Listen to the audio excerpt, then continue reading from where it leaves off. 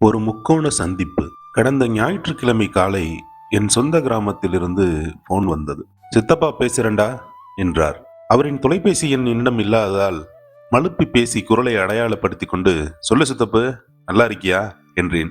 தம்பி காலையில் அங்க இன்டர்வியூக்கு வர்றான்டா, பார்த்துக்க என்று சுருக்கமாக சொல்லிவிட்டு தன் மகனிடம் போனை கொடுத்தார். முருகேஸ்வரம்ல தங்கிட்டு குளிச்சு கிளம்பி கம்பெனிக்கு வந்துடுறேன்னு என்றான்.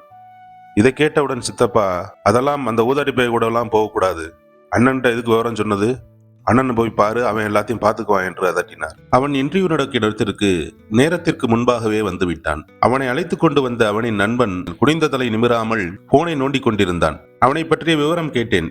திருப்பூர் வந்து பல மாதம் ஆகிவிட்டது. டைலர் வேலைக்காக வந்தவன் எப்போதாவது வேலைக்கு சென்று விட்டு ஊருக்கு கூட பணம் அனுப்பாமல் ரூமில் படுத்து பொழுதை கழித்துக் கொண்டிருப்பதாக சொன்னான். சிறிது நேரத்தில் அவன் இன்டர்வியூக்கு அழைத்த கம்பெனியில் இருந்து போன். மேனேஜர் இன்று விடுமுறை, நாளை கம்பெனிக்கு வாருங்கள் என்றார்கள். முகமெல்லாம் வாட்டத்துடன் சோர்ந்து போனான் தம்பி. சரி விடுடா, அதான் நாளைக்கு வர சொல்லியிருக்காங்கல்ல, ஏன் கவலைப்படுற என்றேன். இல்லனே, படிச்சு முடிச்ச கையோட நல்ல வேலைக்கு போய் குடும்ப கஷ்டத்தை தீப்பான அப்பா அம்மாவும் நம்பிக்கிட்டு இருக்காங்க. இந்த நேரத்துல இதை சொன்னோம்னா நம்பிக்கை இழந்து போயிடுவாங்கல்ல. அப்பா கிட்ட நான் பேசிக்கிறேன், நீ டீயை குடிடா என்றேன். நான் சொன்ன ஆறுதல் வார்த்தைகள் எதுவும் அவன் காதருகில் கூட போகவில்லை.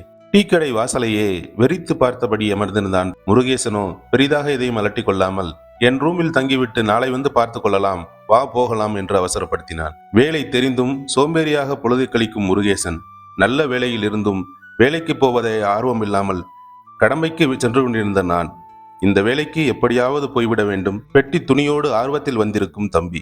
என் போன்றவனுக்கு திங்கட்கிழமை காலையின் மதிப்பை உணர்த்தியது அந்த நொடி. வேலை இல்லாமல் குடும்ப கஷ்டத்தை எண்ணும் ஒவ்வொரு இளைஞனின் வழி என்னவென்று அசட்டையாக திங்கட்கிழமை காலையை அணுகும் என் போன்றோருக்கு ஒரு செருப்படி.